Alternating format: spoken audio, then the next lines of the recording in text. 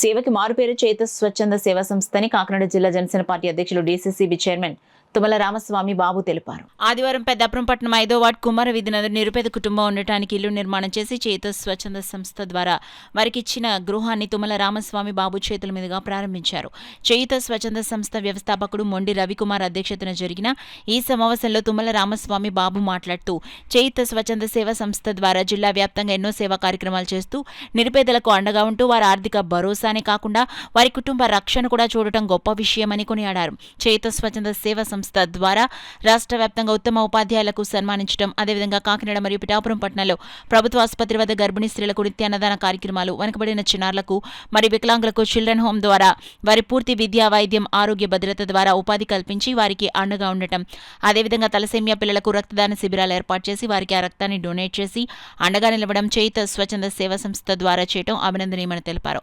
కార్యక్రమంలో పెద్దాపురం పట్టణ అధ్యక్షులు పోలమారిశెట్టి సత్యబాబు, వార్డు కౌన్సిలర్ ఓబులశెట్టి గున్ని, అల్లం కుమార్ స్వామి, Katari Srinu, Laxman Diwakar, త్రిపారగిరి Chandramukhi, Vangalapudi Satish, Nunna Katari Srinu, Nunna Bhaskar Rao, secretary Aleem, vice president SKV భాషా, ఝాన్సీ జనసేన మహిళా విభాగ సభ్యులు, చేయుత పెద్దాపురం కోఆర్డినేటర్ కరి వీరశివ, కందుల వెంకటాచలం, పెద్దిరెడ్ల రామకృష్ణ, ధరణికోట యోహాన్ తదితరులు పాల్గొన్నారు. చదువుకున్నటువంటి విద్యార్థులతో సైతం రవి గారు చేసేటువంటి ఏదైతే సేవ ఉందో సేవకు అండగా నిలబడి వారికి సహకారం అందించడం, ఆ సహకారాన్ని ఎక్కడ నిరుపయోగం కాకుండా, ఎక్కడ వృధా కాకుండా, ఎవరికి ఏది అవసరమో అది తీర్చే విధంగా రవి గారు కృషి చేస్తూ ఉన్నందుకు రవి గారిని ప్రత్యేకంగా అభినందిస్తూ, నేను చాలా కార్యక్రమాలకు చేయూతకి సంబంధించినటువంటి అనేక కార్యక్రమాలకు నేను హాజరవడం జరిగింది. చాలా ఆశ్చర్యం. మరి ఎవరైతే ఉత్తమ ఉపాధ్యాయులు ఉన్నారో, ఉత్తమ ఉపాధ్యాయులు రాష్ట్ర వ్యాప్తంగా పిలిచి వారిని సన్మానించడం, వారికి అవార్డులు ఇవ్వడం, అలాగే నిరుపేద కుటుంబాలకు సంబంధించినటువంటి విద్యార్థులు ఎవరున్నారో